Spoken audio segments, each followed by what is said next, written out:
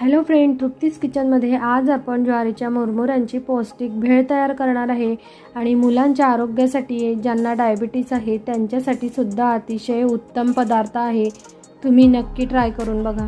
भेळसाठी आपण रक्त शुद्ध होणारा पौष्टिक पदार्थ सुद्धा वापरलेला आहे। तो पदार्थ कोणता ते बघण्यासाठी व्हिडिओ शेवटपर्यंत नक्की बघा। ज्वारीचे मुरमुरे व्यवस्थित चाळून मी स्वच्छ करून घेतलेले आहे। मुरमुरे थोडे वाकट झाले असतील तर कढईमध्ये थोडे गरम करून घ्यायचे। अगदी कमी गॅसवर मुरमुरे छान भाजल्यानंतर कुरकुरीत होतात। तर त्यामध्ये आपण मिक्स फरसाण, मुगाची तळलेली डाळ, चवीनुसार तिखट, बारीक चिरून घेतलेला कांदा आणि ओली हळद तुमच्याकडे असेल तर 1 ते 2 चमचा नक्की वापरा। अशा प्रकारे हळद मी खिसून वापरलेली आहे। हळदीमुळे रक्त शुद्ध होतं आणि चवीला सुद्धा छान लागते। बारीक चिरून घेतलेला टोमॅटो आणि बारीक चिरून घेतलेली कैरी, तुम्ही कैरी खिसून सुद्धा वापरू शकतात।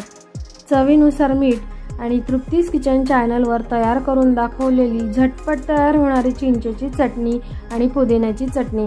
तर चटणी तुम्ही जर वापरत असाल तर घट्ट असायला हवी, म्हणजे भेळ मऊ पडत नाही। बारीक शेव आणि हिरवीगार कोथिंबीर, सर्व साहित्य छान असं एकजीव करून घ्यायचं।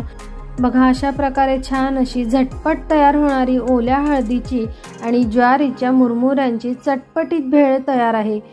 सर्व भेळचं साहित्य एकत्र करून घेतल्यानंतर लास्टला आपण यामध्ये पुन्हा थोडी चिंचेची घट्ट चटणी, आवडीनुसार लाल मिरची पावडर आणि लिंबू छान असं मिक्स करून घेणार आहे।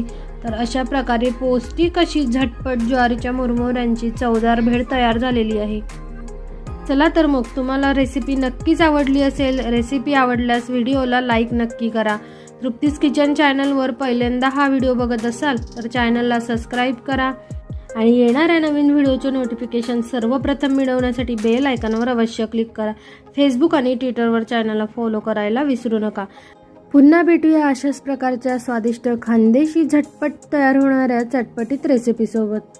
तृप्तीज किचन चॅनलवरील रेसिपी व्हिडिओ बघण्यासाठी डिस्क्रिप्शन बॉक्समध्ये दिलेल्या व्हिडिओ लिंकवर क्लिक करून रेसिपी तुम्ही बघू शकता।